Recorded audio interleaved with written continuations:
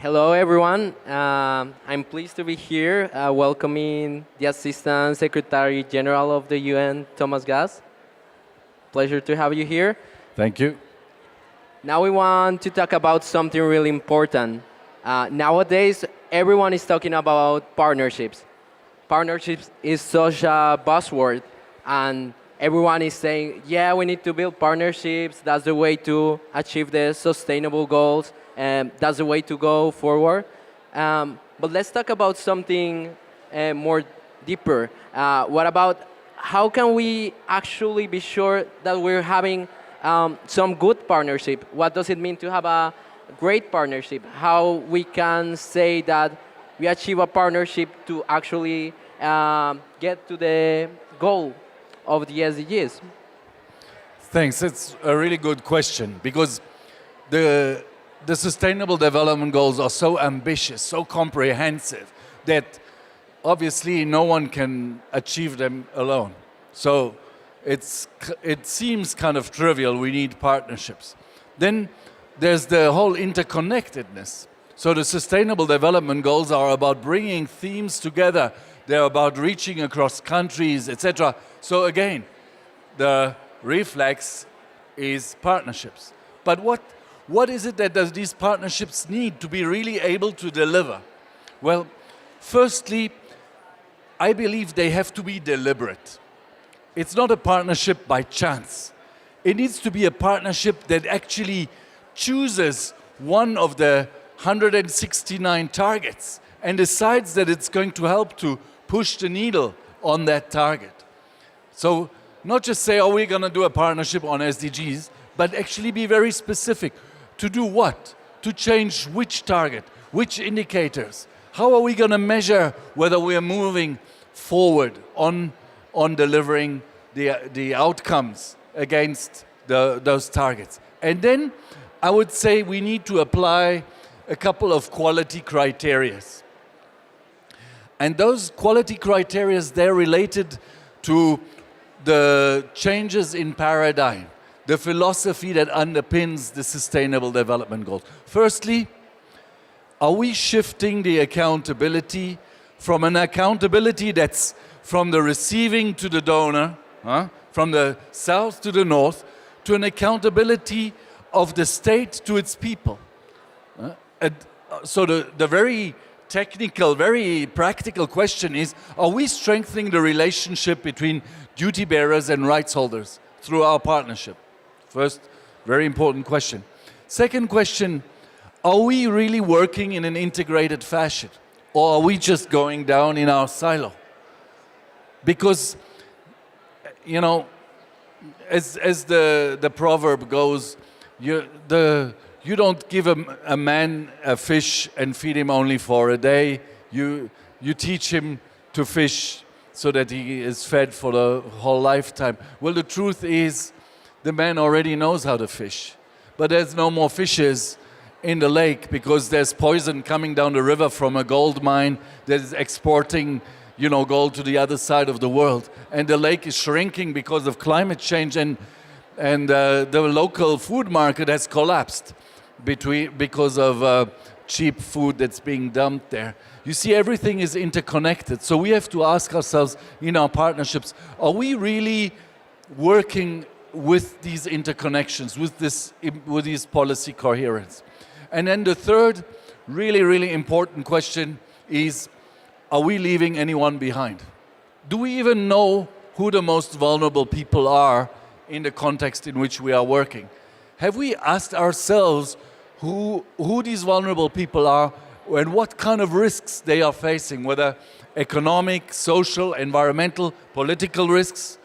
And are we systematically building the resilience of the most vulnerable as part of our partnership? If we're not doing any of those in our partnership, then I think there's a risk that we're not doing the SDGs, but we're doing something else. There was a really interesting word that you used during your whole talk, interconnectedness.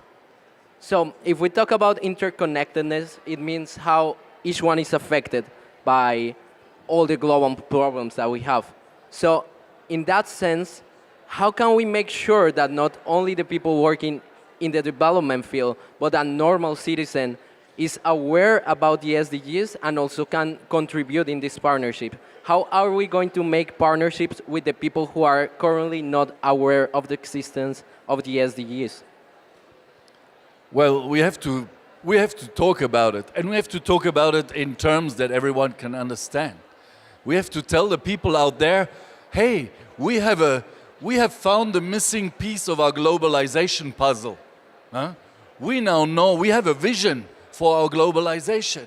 The SDGs can be talked about. You don't have to simplify them to 5 Ps to be able to talk about them.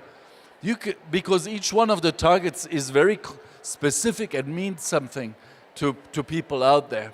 So we need to go and talk, we need to make the Sustainable Development Goals and the 2030 Agenda part of the local policy dialogue at a national level, at the subnational level. Get everyone involved. And I mean, where you have this beautiful pin there on your lapel, wear the pin, not just here where you know that people will recognize it, but in those places where people will not recognize it and will ask you, what is that?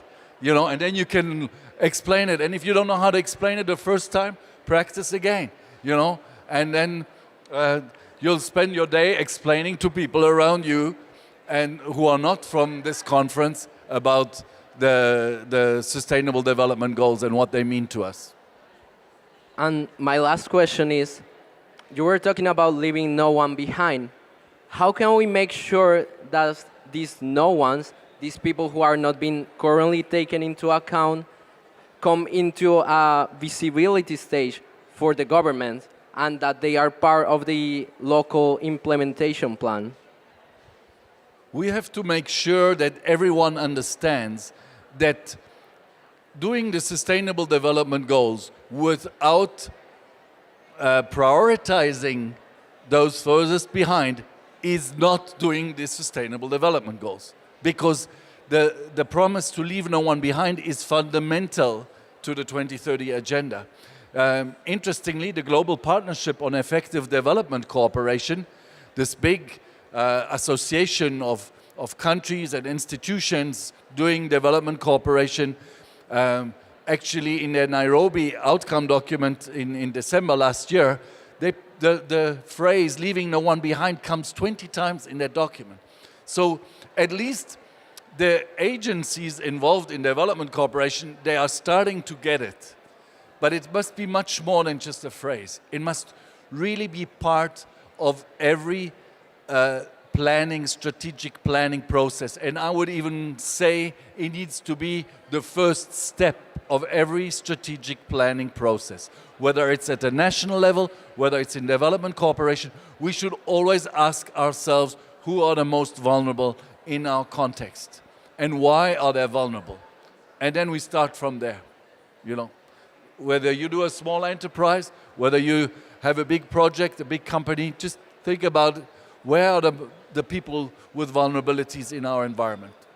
And just to close, in terms of the current partnerships that we have, how impactful are our current partnerships and how meaningful?